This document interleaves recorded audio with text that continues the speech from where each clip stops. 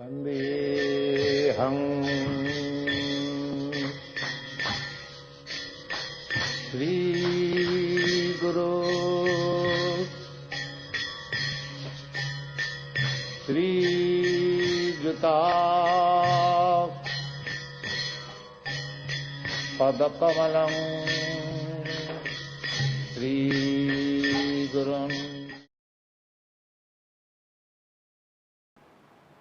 Mantra Guru A Jotto Shikha Guru Gon Tar Chorane Age Koriya Bandhan Vande Aham Shri Guru Shri Dita Padakamalam Shri Guru Vaishnava Ishtan Shri Rupam Shankara Jadam Sahaganam Raghunatham Vaitam Tang Shri Jivam Sa Advaitam Savadutam Parijana Shaitam Krishna Chaitanya Devam Shri Radha Krishna Padan Sahagana Lalita Shri Vishakam Ischa Vancha Kalpatarubhishta Kripasindhu Bevachapadidinam Pavane Vaishnava Namo Namaha Om Agyana Timananda Sagyana Jana Shalakaya Chukshushumunidamnina Tasma Shri Udve Namaha Ma Om Vishnu Padaya Krishna Pristhaya Putulishmana Bhaktivedanta Swami Tanuni Namaste Saraswati Devi Gurumani Vichani Nirvishesha Shunyavadi Prashtat Desha Tarini. Let's begin our study of the Nectar of Devotion by chanting the verse which Srila Prabhupada has selected and placed in the beginning of the book from Srinivasa Acharya's Sad Goswami Ashtak.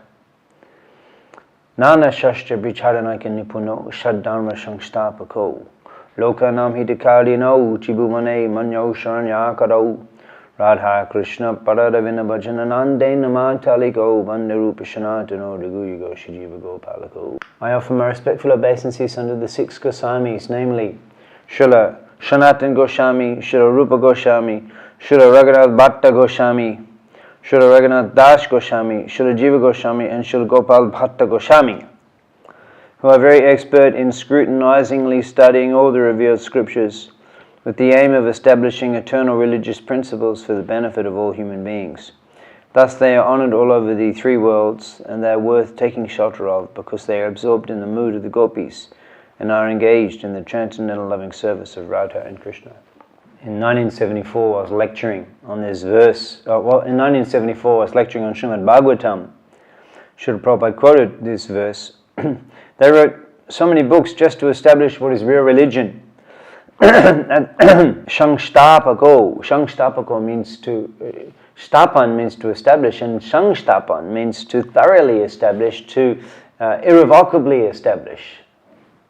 And they did that by Nana Shastra Vicharanaka Nipuno. By Nana Shastra, various scriptures, Vicharanaka, analyzing them, Nipuno, they were expert in order to Saddharma, the eternal religious principles, the principles of Chaitanya Mahaprabhu's Sankirtan movement, Sangstapako, to establish that completely, irrevocably. Why? Lokanam hitakarino. They were simply doing welfare activities for the people in general. Lokanam. Formerly the society was not so much degraded. As soon as you give evidence from the Vedic literature, they would accept. So these Goswamis were making research from the Vedic literature, Samaveda, Rig Veda, Upanishads, Vedanta Sutra, Puranas, Mahabharata, Srimad Bhagavatam. You find in the Bhakti Rasamrita Sindhu evidences, Nana Shastra, varieties of Shastras. For instance, you can look in the list of references that are given in this edition of the Nectar of Devotion. This is on page 411 of this edition. And you can see all the different Shastras that are quoted in the Nectar of Devotion. So many different Puranas there, Adi Purana, Agasya Sanghita, Agni Purana, Aparabda, Bhanjan, so many books. Bhavishu Purana, Brahmanda Purana, Brahma Purana, Brahma Sanghita, Garuda Purana, goes on and on. There's a whole list, another page list of Puranas. And then specifically when you get to Srimad Bhagavatam, you can see a tremendous number of references from the Srimad Bhagavatam. And as we hear our Acharya's comment that Srimad Bhagavatam Pramanam Amalam, that actually on the basis of Srimad Bhagavatam, Chaitanya Mahaprabhu established his Sankirtan movement. And here we're seeing that the important service of establishing the mission of Chaitanya Mahaprabhu and authorizing that from the Shastric point of view was given to Rupa and Sanatana Goswami. The pranam mantra for Srila Rupa Goswami, we can chant that Sri Chaitanya Mano Bhishtam Shtapitam Jena Bhutale. That the Mano Bhishtam, Prabhupada translates the Mano Bhishtam as the mission. The Mano Bhishtam means the desire in the heart. The Abhishta means one's desire. The mission of Chaitanya Mahaprabhu. Shtapitam, to establish that Jena Bhutale, on this planet, in this material world. Srila Rupa Goswami has established the mission of Chaitanya Mahaprabhu in this material world. Swayam Rupa Kadamayam Dadati Swapadantikam Vimal. He gave me shelter under his lotus feet. Narottam Das Thakur sings that H.I. Goshai Jabe Braje Koilavas Radha Krishna Nitya Lila Korila Prakash, that the Goswamis were ordered to go to Vrindavan in order to Radha Krishna Nitya Lila Korila Prakash, to manifest, to revive all of the places of Sri Krishna's transcendental pastimes in Brajadam, and to also revive the awareness of the pastimes of Krishna by writing transcendental literatures. Srimad Bhagavatam was there, but even in Srimad Bhagavatam, actually we'll find that the name of Srimati Radharani is not mentioned directly by Shukdev Goswami. So although Srimad Bhagavatam is the basis of Chaitanya Mahaprabhu's Krishna consciousness movement, the detailed science of Krishna consciousness and the detailed practices of Krishna consciousness are actually all given to us by Rupa and Sanatana Goswami in the literature that they wrote in Vrindavan. Chaitanya Mahaprabhu himself, his preaching style was very spontaneous. Radha Krishna bol, bolore shabai, e shikhani, shab nadia fichin neche, gonitai. Fichin neche, wandering and dancing through all of Nadia, indiscriminately. Radha Krishna bol, bolore shabai, shabai means everybody without discrimination. So Chaitanya Mahaprabhu, he's in a very liberal and a very indiscriminate, spontaneous state of mind as he's indiscriminately, freely distributing Krishna consciousness in his preaching. Patra bicha nahe, not considering the qualification of the recipient. Stan ashthan, or the time, place or circumstances. Jai jaha pai taha kore prem dhan. Whoever the Panchatattva randomly came across, they awarded them love of Godhead by giving them the opportunity to hear and chant the holy name of Krishna. So in this way, Chaitanya Mahaprabhu's preaching, also his preaching in during the 6 years where he toured South India, traveled to Vrindavan, and preached to Sanatana and Rupa Goswami. Mahaprabhu, as a sannyasi, he's traveling and preaching, distributing love of Godhead. So the important work of compiling the evidence and compiling systematic literatures, Mahaprabhu himself did not do, but rather he empowered Rupa and Sanatana Rupa Goswami empowered the 6 Goswamis to write these transcendental literatures, and in this way thoroughly establish Shtapitam, the Manobhishtam, the desire of the Chaitanya Mahaprabhu and the mission of Chaitanya Mahaprabhu, to thoroughly establish that on this planet through the writings and through the efforts of the 6 Goswamis. And particularly Rupa Goswami, Prabhupada describes in the Chaitanya Charitamrita, Srila Rupa Goswami is described as the Bhakti Rasa Acharya, one who knows the essence of devotional service. His famous book, the Bhakti Rasamrita Sindhu, is the science of devotional service. And by reading this book, one can understand the meaning of devotional service. So, Rupa Goswami is considered the senior most of the 6 Goswamis of Vrindavan.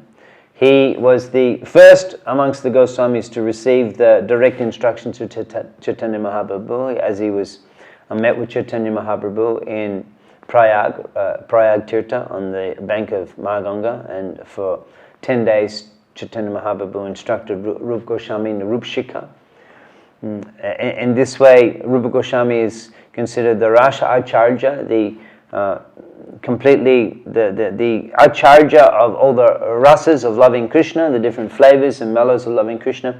Mahaprabhu instructs the Rasa Tattva to Rupa Goswami in his teachings to Rupa Goswami in the Rupa Shikha, He instructs Rupa Goswami in the Bhakti Tattva, in Krishna Tattva, and in the Rasa Tattva. In the Bhakti Tattva, Mahaprabhu is describing about the Bhakti Lata Beach and how that can be cultivated by hearing and chanting.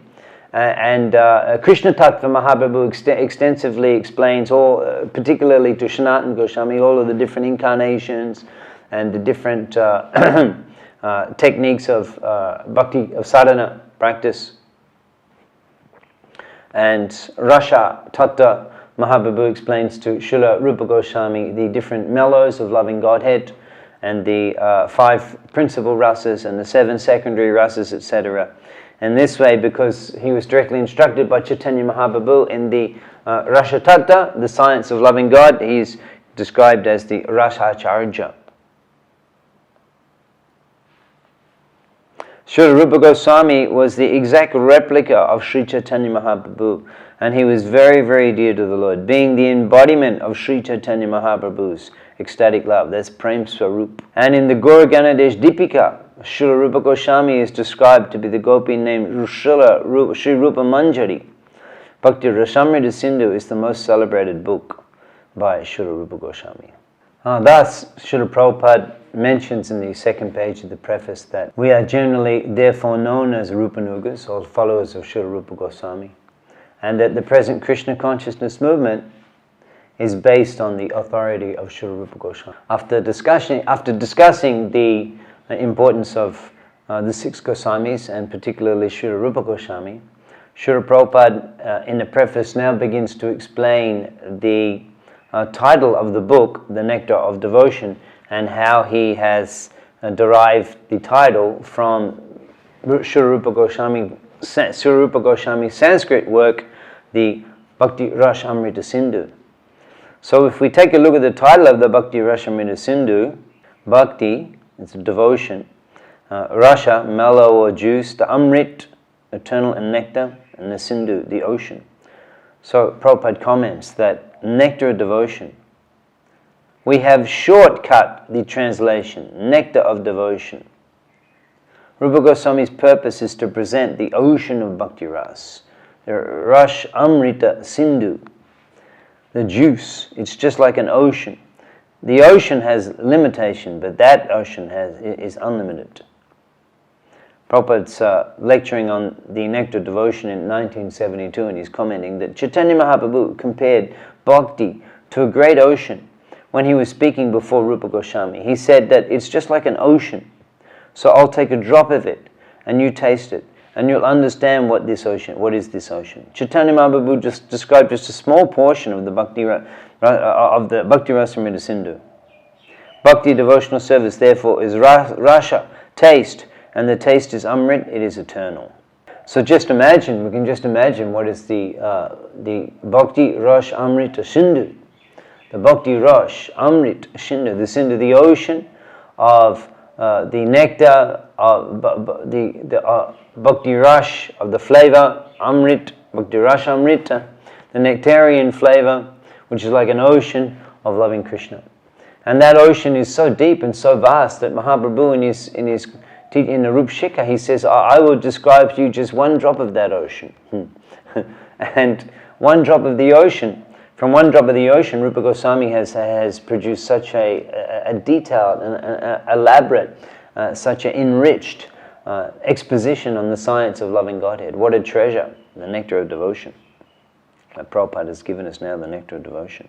In discussing the title in more detail, Prabhupada is examining further that bhakti means devotional service. Every service has some attractive feature which drives the servitor progressively on and on. Rasa, that force which drives the philanthropist, the householder, the nationalist, is called rasa, or a kind of mellow relationship whose taste is very sweet. So the relish or taste of the mundane ras does not long endure. So therefore Prabhupada explains one has to, in the material world, go through bhog and tyag. That one's going to work and doing all the austerity, that's tyag, and then he enjoys on the weekend. And then again he goes back to work. And in this way, one cannot remain in one or other constantly. There's the fact that there's alternating from one to the other, it gives pleasure and enriches the enjoyment. Without the suffering, there'd be no enjoyment. So this is the illusory type of happiness that the materialists are enjoying. Another example that we sometimes hear is if you beat yourself on the head with a hammer, then it feels good when you stop. So this is enjoyment in the material world, because there's so much suffering that the occasional rare opportunity, rare moments when there's no immediate suffering, then we consider that to be enjoyment, or we forget the suffering for some time. We consider that to be enjoyment. Bhakti ras, however, the mellow relished in transcendental loving service of the Lord, doesn't finish with the end of life. It continues perpetually. Therefore, it is called Amrit, or that which does not die but exists eternally. Any action performed for the satisfaction of Krishna in this transcendental bhakti ras stage of life can be relished perpetually. When one is thus engaged in devotional service, all varieties of rasa or mellow turn into eternity.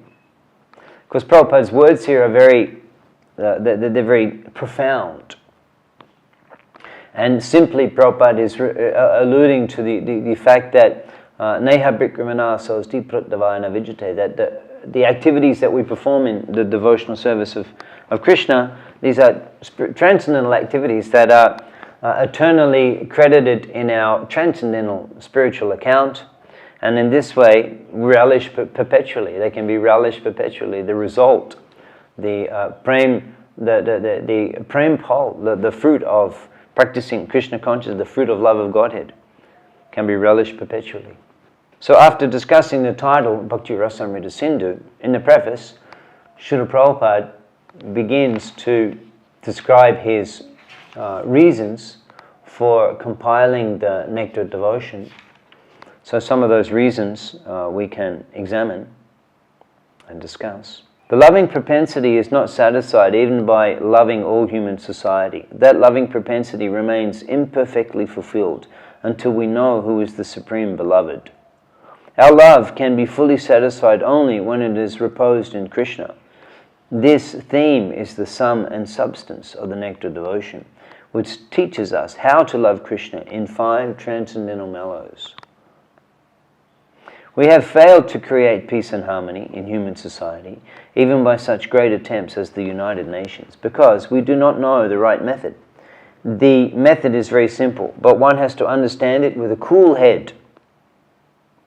The Nectar Devotion teaches all men how to perform the simple and natural method of loving Krishna, the Supreme Personality of Godhead. If we learn how to love Krishna, then it's very easy to immediately and simultaneously love every living being. We can just consider the profound vision that Srila Prabhupada has in seeing the medieval masterpiece of Sanskrit literature of the Bhakti Rasamrita Sindhu, which perhaps was known only to a few specialist academics in this planet, up to Prabhupada's arrival on this planet and preaching.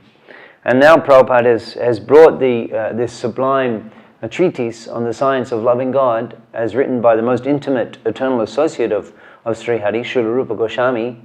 Prabhupada has given us the Nectar Devotion, and he's considering that as a result of the studying, understanding, and applying the tenets of Rupa Goswami's teachings in Nectar Devotion, the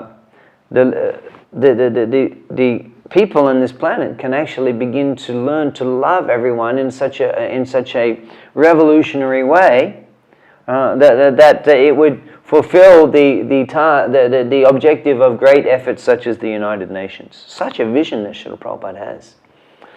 Understanding that these great acharyas have come to deliver humanity and give them the light and give them the teachings in the style and way of life which can create peace and harmony for all beings. And Prabhupada is seeing that as he's reflecting on the preface of his great work, the Nectar Devotion. I am appealing herewith to such confused men to learn the art of devotional service as directed in the Nectar Devotion, and I am sure that the fire of material existence burning within their hearts will be immediately distinguished. Such inspirational words, Prabhupada, such an ocean of mercy. And what an objective, to be able to extinguish the fire of material existence which is burning within the hearts, and in that way give peace and spiritual happiness and sublime life to so many, just by reading the Nectar of Devotion, Srila Prabhupada Gita. Having discussed Srila Prabhupada's preface to the Nectar of Devotion, let's continue and discuss the first 2 pages of the introduction.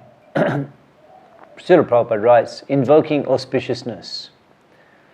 Prabhupada then paraphrases the first verse of the Bhakti Rasamrita Sindhu. These first few verses of the Bhakti Rasamrita Sindhu, they constitute what is called the Mangalarcharan, or as Prabhupada has translated, invoking auspiciousness.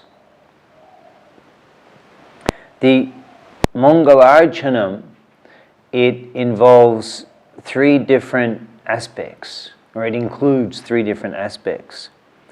It defines the objective of the work, it offers obeisances, and it offers benedictions in a literary work. Offers obeisances and offers benedictions. So let's go through let us go through these 3 components of the Mangalarchanam as Prabhupada has analyzed and discussed them in his Nectar of Devotion. So the first verse of the Bhakti Rasamrita Sindhu, which Prabhupada has translated here in the first paragraph, is defining the objective of the book. The Akila Rasamrita Murti, here is the verse as Rupa Goswami, or part of the verse of Rupa Goswami, Akila Rasamrita Murti. So let's read the translation as Prabhupada has given it in the first paragraph of the introduction. Lord Sri Krishna is the Supreme Personality of Godhead, the cause of all causes, the reservoir of all rasa, or relationships, which are called neutrality, passive adoration, servitorship, friendship, parenthood, conjugal love, comedy, compassion, fear, chivalry, ghastliness, wonder, and devastation.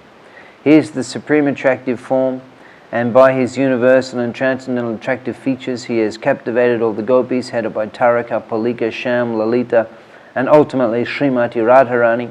Let his Lordship's grace be on us so that there may not be any hindrance in the execution of this duty of writing the Nectar of Devotion impelled by his divine grace, Sri Srimad Bhakti Saraswati Goswami Prabhupada. So in this case, the objective of the book, as revealed in this first verse of the Bhakti Rasamrita Sindhu, is the Akila Rasamrita Murti, which means the embodiment of all Rasha, Bhakti Rash.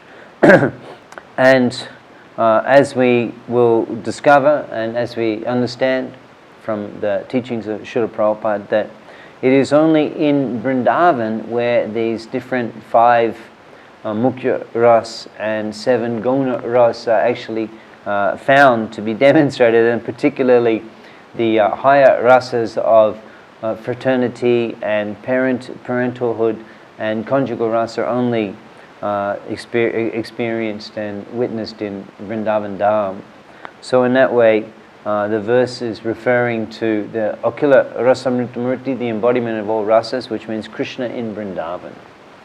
And awakening, therefore the objective of the book is Krishna in Vrindavan, understanding Krishna in Vrindavan, understanding Bhakti Ras, understanding how to love Krishna in Vrindavan, and as we progress through the chapters of the Nectar of Devotion, the Bhakti Rasamrita Sindhu, we'll see the teachings on the sadhana practices to awaken our eternal love for Vrindavan Krishna and Braja Prema. Prabhupada's commenting on the Akila Rasamrita Murti. So we can enjoy Krishna's loving service in so many ways, not only by the embrace of the gopis, but in the fight of Bhishma with Krishna and piercing his bodies with arrows. Therefore Krishna is Akila Rasamrita Murti. There are 12 rasas, either primary rasas or secondary rasa. Any ras, Krishna is ready to respond. To any ras you want to deal with Krishna. That is Krishna's position. So the first paragraph has defined the objective of the book. That is the Akhila Rasa Amrita Murti, the embodiment of all rasa, and that is Sri Krishna in Vrindavan. Now the second aspect of the Mangalarcharam is to offer obeisances, and in the second verse of the Bhakti Rasamrita Sindhu, Srila Rupa Goswami, he offers his respectful obeisances to Srila Sanatana Goswami. That is in the third paragraph of the introduction, and in the second paragraph, Srila Prabhupada, he offers his respectful obeisances unto the lotus feet of Srila Rupa Goswami and Srila Bhaktisiddhanta Saraswati Goswami. So Prabhupada also, in the mood of the author of the Bhakti Rasamrita Sindhu, who's offering obeisances in the second paragraph of his work, Srila Prabhupada also at this moment is offering his obeisances to Srila Rupa Goswami Prabhupada and to his Dikha and Shikha Guru Srila Bhakti Siddhanta Saraswati Thakur Goswami Maharaj, by whose inspiration I have been engaged in the matter of compiling this summary study of the Bhakti Rasamrita Sindhu, a summary study of the Bhakti Rasamrita Sindhu. So we have obeisances offered to Srila Rupa Goswami, Srila Bhakti Siddhanta Saraswati Thakur, and Prabhupada also offers his obeisances to all the great devotees and and acharyas, and Srila Rupa Goswami is offering his obeisances to Sanatana Goswami, and after that in the next paragraph, Srila Prabhupada, let us offer our respectful obeisances to all the great devotees and acharyas who are compared to sharks in the great ocean of nectar, and who do not care for the various rivers of liberation. So we've defined the objective of the book, and we've offered obeisances, and now actually in this fourth paragraph also we are beginning to offer benedictions. And as Srila Prabhupada comments, we can read, in the midst of the ocean, the volcanic eruptions can do very little harm, and similarly those who are against devotional service to the Lord and who put forward many philosophical theses about the ultimate transcendental realization cannot disturb this great ocean of devotional service. So the benediction, one should become a big fish, that there is no evaporation. So don't be misled by the Mayavadi philosophy that you fall into the water. These things are explained in the Bhakti Rasamrita Sindhu by Srila Rupa Goswami. So the benediction is that one does not get swept away by the upper sampradaya or by the misunderstandings, misled by the Mayavad philosophy and merge into the ocean. The sharks, Prabhupada comments, and persons are very fond of merging into the Supreme, like rivers that come down and merge into the ocean. The sharks who dwell in the ocean do not care for the rivers which are gliding down into it. The devotees eternally live in the ocean of devotional service. They do not care for the rivers. In other words, those who are pure devotees always remain in the ocean of transcendental loving service to the Lord. They have no business with other processes, which are compared to rivers that only gradually come to the ocean. Srila Prabhupada, at the bottom of the second page, he begins to give a summary. He's paraphrasing as he's going through the Bhakti Rasamrita Sindhu. So here Rupa Goswami gives an overview of the Bhakti Rasamrita Sindhu. And Srila Prabhupada in the paragraph on the bottom of page 10 in Roman numerals, he paraphrases and he gives a brief summary of the whole of the Bhakti Rasamrita Sindhu, and also that this also will, the nectar of devotion also. Originally, in Bhakti Rasamrita Sindhu, the ocean is divided like the watery ocean into the east, south, west and north. So here is the Grantha Vibhag, the analysis of how the Grantha, the Shastra is divided, the Vibhag, the different divisions. We're beginning with the Purva Vibhag, chapters 1 to 19, a general description of Bhakti Yoga. We'll discuss that in more detail shortly. The Dakshin Vibhag, Shamanya Bhagavad Bhakti Ras, is a general description of the ingredients of rasa that Mahaprabhu explains to Srila Rupa Goswami.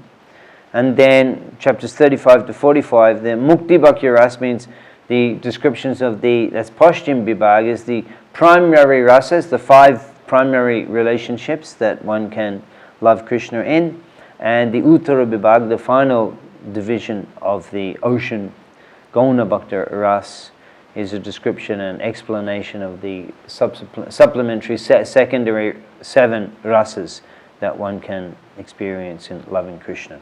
So in this way, the complete ocean of the Bhakti Rasamrita Sindhu is described by Srila Rupa Goswami, and particularly in our study of the Nectar Devotion for the Bhakti Shastri course, actually we're only studying the Purva Vibhag, which has been the standard practice for several decades in our society now, that the Bhakti Shastri study of the Nectar Devotion is the study of the Purva Vibhag, and hopefully we'll have opportunity to study the subsequent Vibhags later.